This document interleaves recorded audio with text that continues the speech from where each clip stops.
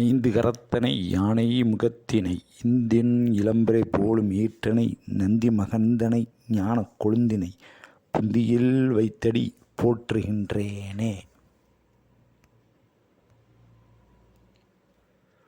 உச்ச குரு பெயர்ச்சி 2/6/2026 அன்னைக்கு பார்த்தீங்கன்னா குரு மிதுனத்திலிருந்து கடகத்துக்கு பெயர்ச்சி ஆகுது. இந்த குரு மிதுனத்திலிருந்து கடகத்துக்கு பயிற்சி ஆகக்கூடிய அந்த அமைப்பில் குரு கடகத்தில் உச்சம் பெறும். அந்த உச்ச குரு தனது 9ஆம் பார்வையால் மீனத்தில் இருக்கக்கூடிய சனியை பார்க்கக்கூடிய அமைப்பு ஏற்படுது. இத்தகைய அமைப்பில் அந்த சனி மீனத்தில் உள்ள சனி சுபத்தன்மை ஆகக்கூடிய அமைப்பும் ஏற்படுது.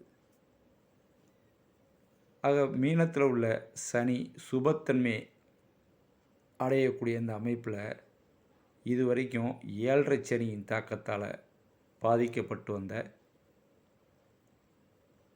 மீன ராசியினரும், அஷ்டமத்து சனியால் பாதிக்கப்பட்டு வந்த சிம்ம ராசியினரும், சனியின் 3ஆம் பார்வையால் பாதிக்கப்பட்டு வந்த ரிஷபராசியினரும், 7ஆம் பார்வையால் பாதிக்கப்பட்டு வந்த கன்னி ராசியினரும் இனிமேல் அடுத்த இந்த குரு பயிற்சிக்கு அப்புறம் இதுவரைக்கும் அனுபவித்து வந்த கஷ்டங்கள்லாம் குறையக்கூடிய அமைப்பு இந்த மீன ராசியினருக்கும் சிம்ம ராசியினருக்கும் ஏற்படும்.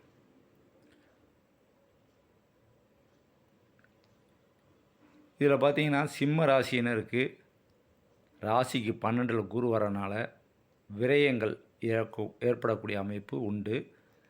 தன விரயங்கள் உண்டு. அந்த தன விரயங்கள் அவங்க சுப விரயங்களாக மாற்றிக்கிறது நல்லது. கடகம், விருச்சிகம், தனுசு மற்றும் மகரம் இந்த 4 ராசிக்கும் குரு பயிற்சியால் நல்ல பலன்கள் அதிகமாக ஏற்படும்.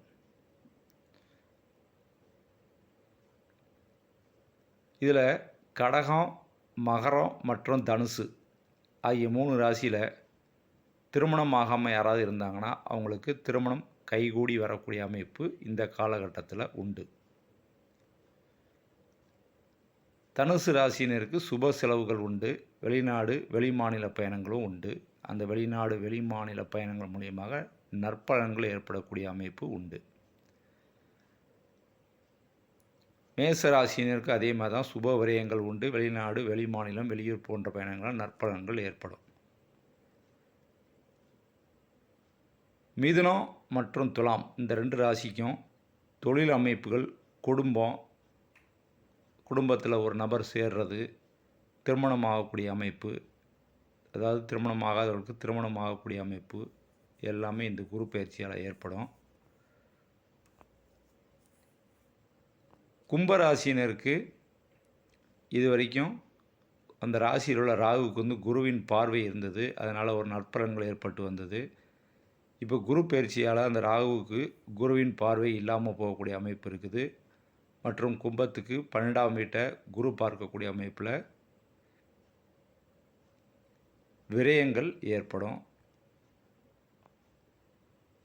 இந்த பலன்கள் அனைத்து பொது பலன்கள் தான்.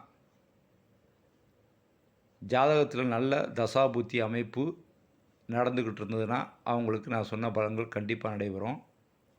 ஒருவேளை சாதகமற்ற தசாபுத்தி நடந்துக்கிட்டு இருந்ததுன்னா அவங்களுக்கு இந்த பலன்கள் நடைபெறாமல் போக வாய்ப்பு உண்டு.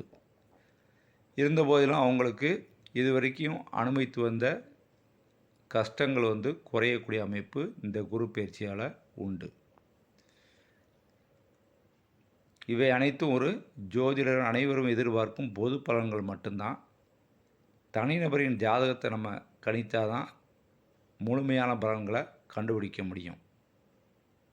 மீண்டும் அடுத்த வீடியோவில் சந்திப்போம். நன்றி, வணக்கம்.